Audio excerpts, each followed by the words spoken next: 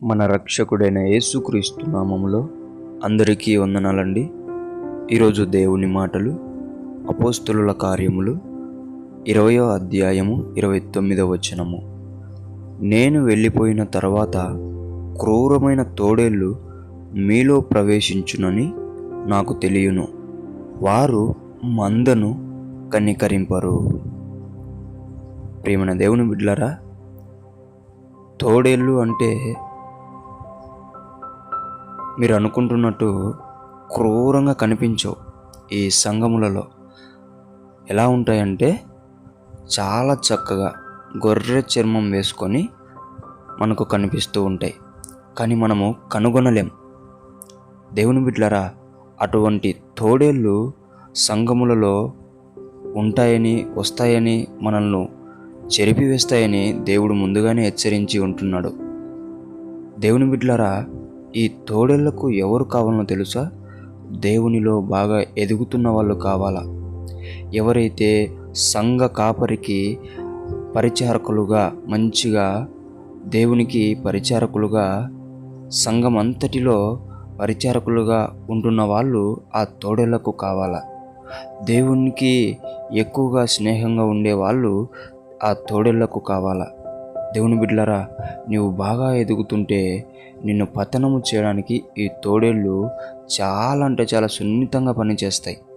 అందుకే దేవుని బిడ్డలారా, ప్రతిరోజు ప్రార్థన జీవితం కలిగి ఉంటే ఈ తోడేళ్ల నుంచి నువ్వు తప్పించుకోవచ్చు.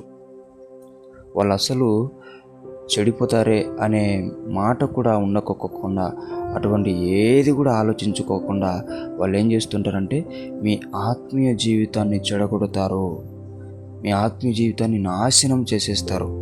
అందుకే అటువంటి వారిని నీవు ప్రార్థన చేసి కనిపెట్టేవాడిగా ఉంటే నీవు బయటపడగలుగుతావు.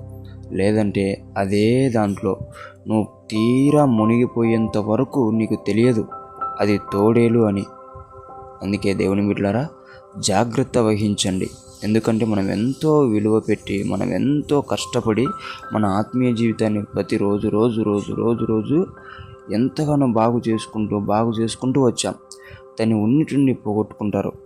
అందుకే జాగ్రత్త పడాలని, ఆ తోడేళ్ళ నుంచి మీరు ప్రార్థన జీవితం కలిగి విడిపింపబడాలని, ఆ కనికరింపని వారి చేతిలో పడకోకుండా దేవుని చేతిలో పడాలని దేవుని పేట మనవి చేసుకుంటున్నాను. దేవుడి మాటలను దీవించునుగాక. ప్రార్థించుకుందాం. యేసయ్యా, మీకు వందనాలు నాయనా. తండ్రి, తోడేళ్ల మధ్యలో నుంచి మా ఆత్మలను నీవే కాపాడమని నీ చేతులకు మా ఆత్మలను అప్పచెప్పుకుంటున్నాము నాయన.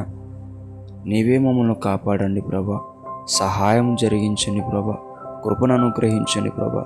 నీ బిడ్డలు ఎంతగానో నీకు దగ్గర అవ్వాలని, నా సంఘ కాపురులకు, సంఘానికి ఎంతగానో రుణపడి పని చేస్తూ ఉంటున్నారు ప్రభువా.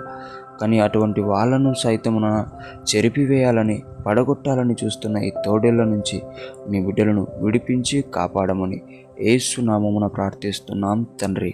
ఆమేన్.